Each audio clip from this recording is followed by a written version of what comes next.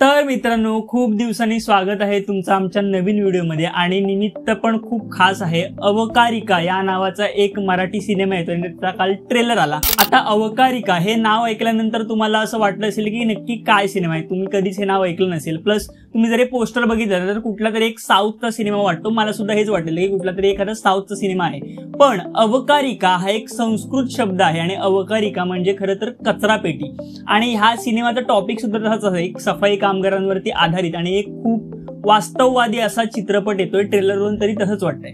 आता काही महिन्यांपूर्वी आपण आता थांबायचं नाही नावाचा एक चित्रपट बघितला, ज्याची स्टोरी सुद्धा सफाई कामगारांवरतीच होती। पण तो सिनेमा आणि हा सिनेमा यात खूप फरक आहे। तो काय, तो म्हणजे तो खूप असा कमर्शियल पॉइंट ऑफ व्ह्यूने केलेला सिनेमा होता। त्यामध्ये सुद्धा सफाई कामगारांच्या समस्या मांडल्या होत्या, पण त्या चित्रपटामध्ये ज्या समस्या मांडल्यात ना त्याच खूप मोठ्या प्रमाणात या चित्रपटात बघायला मिळणार आहेत आणि खरं तर खूप वास्तववादी वाटतोय ट्रेलरवरून चित्रपट आणि काय काय गोष्टी इतक्या तुम्हाला मनाला लागून जातील ट्रेलरमध्येच। मग तुम्ही सिनेमा पूर्ण बघू शकाल की नाही हा मला डाऊट आहे। खरं तर म्हणजे माझ्यासारखे मी खूपदा डिस्टर्ब होतो हे सीन बघितल्यानंतर। सो ज्यांना अशा गोष्टी किंवा असे चित्रपट बघायला शक्य आहे, पॉसिबल आहे मानसिकरित्या, त्यांनीच हा चित्रपट बघायला हवा। बाय द वे ट्रेलरमध्ये ज्या गोष्टी दाखवलेत ना त्यावरून असं वाटतं की म्हणजे तुम्ही चुका काढू शकता की कॅमेरा अँगल्स खूपच बेसिक आहेत, खूप इनोव्हेटिव्ह तुम्हाला काय मिळणार नाही, फार मोठी सिनेमॅटोग्राफी असं काय मिळणार नाही। पण ह्या सिनेमाचा जो टॉपिक आहे ना किंवा जर तुम्ही ट्रेलर बघितलं तर तुम्हाला कळेल की खूप चांगल्या भावनेने हा चित्रपट बनवला गेलेला आहे, हे आपल्याला ट्रेलर मधून दिसतं।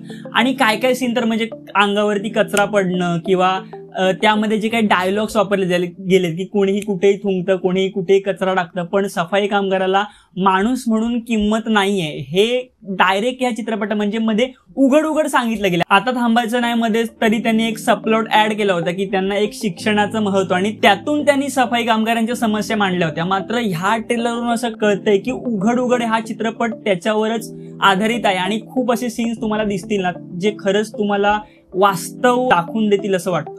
बाय द वे या चित्रपटामध्ये ना मी म्हटलं जसं सिनेमॅटोग्राफी जरी एक त्या लेवलची नसली तरी काय काय गोष्टी तुम्ही ट्रेलर बघितला आणि जर तुम्ही विचार केलात ना तर तुम्हाला कळेल की त्या शूट करायला किती एफर्ट्स घ्यावे लागले असतील। खरं तर तो पूर्ण कचऱ्याचा ढिगाऱ्याचा जो एक सीन आहे, एक तुम्हाला ड्रोन शॉट दिसतो, म्हणजे तुम्हाला कळतं की त्या लोकेशनवर जाऊन त्या लोकांनी शूट केलंय। आणि ऍक्च्युअली मला असं वाटतं त्यात परत एक क्लोजअप लागतो ज्यामुळे ते तुम्हाला दिसतं की मेन कॅरेक्टर हे त्या कचऱ्याच्या ढिगाऱ्यावर आपल्याला झोपलेलं दिसतं, म्हणजे तो शॉट त्यांनी मॅच केलाय आणि तिथे कुठेच तुम्हाला कंटिन्युटी एरर दिसत नाही, म्हणजे क्वालिटी वर्क तर केलेलंच आहे, भले कमी बजेट असू दे। आणि बाय द वे ह्या चित्रपटातली गाणी सुद्धा कमाल असणार आहेत असं दिसतंय, कारण कैलाश खेर, सुनिधी चौहान आणि ज्ञानेश्वर मेश्राम सारखे सिंगर्स आहेत आणि बाकी ओव्हरऑल गाणी ठीकठाक, म्हणजे या चित्रपटाला पूरक अशी वाटते। चित्रपटाची गरज आहे ती गाणी, तुम्ही नंतर जाऊन किती ऐकाल किंवा प्लेलिस्टमध्ये ऍड कराल हा मुद्दा नाहीये, पण ती कथा ही गाणी पोहोचू शकतील असं मला नक्की वाटतं। बाय द वे चित्रपटाचे डिरेक्टर आहेत अरविंद भोसले आणि विराट मडके हा आपल्याला मेन कॅरेक्टर मध्ये दिसणार आहे आणि ह्याला आधी तुम्ही केसरी या चित्रपटामध्ये बघितलं असेल आणि तो सोडल्यास बाकी सगळे लोक हे माझ्यासाठी नवीन होते, मी कुठेच त्यांना बघितलं नाहीये। इव्हन डिरेक्टर सुद्धा जो आहे त्यांनी आधी खूप साऱ्या शॉर्ट फिल्म्स केलेल्या आहेत ज्यांना खूप सारे पुरस्कार मिळालेले आहेत, पण फीचर फिल्म किंवा मोठ्या पडद्यावरती पहिल्यांदाच या डिरेक्टरचा प्रोजेक्ट आहे।